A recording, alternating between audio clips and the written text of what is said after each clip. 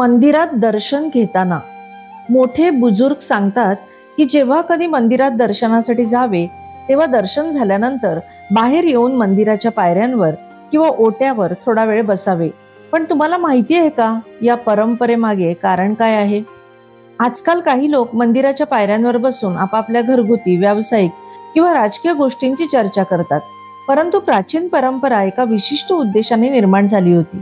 वास्तविक पाहता मंदिराच्या पायरीवर बसून आपल्याला एक श्लोक म्हणायचा असतो. आजच्या काळात अनेक लोक हा श्लोक विसरले आहेत. आपण हा श्लोक ऐका आणि पुढच्या पिढीलाही तो नक्की शिकवा. हा श्लोक असा आहे: अनायासेन मरणम विना देनेन जीवनम देहांते तव सानिध्यम देही मे परमेश्वरम. या श्लोकाचा अर्थ अनायासेन मरणम म्हणजे कोणताही शारीरिक किंवा मानसिक त्रास न होता सहजपणे मृत्यू यावा. आजारपणाने खंगून खाटेवर पडून दुःख सहन करत मृत्यू नये. चालत बोलत असताना विनाकष्ट देह त्याग होऊ द्यावा.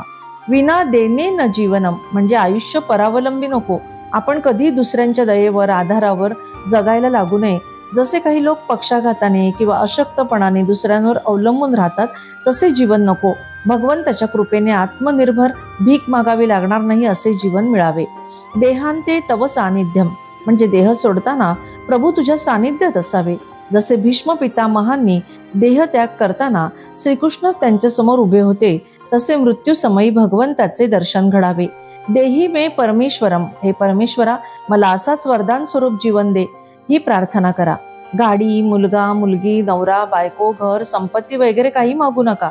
हे सर्व गोष्टी भगवंत तुमच्या पात्रतेनुसार आपोआपच देतो.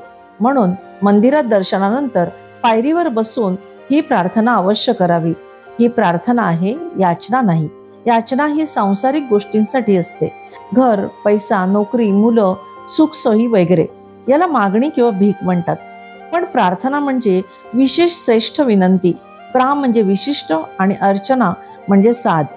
आपण ठाकूरजीकडे ही खास साध घालतो, विनंती करतो आणि त्या विनंतीसाठी वरील श्लोक बोलायचा आहे.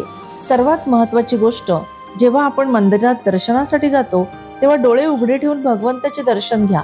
नजरेने न्हाऊ घाला.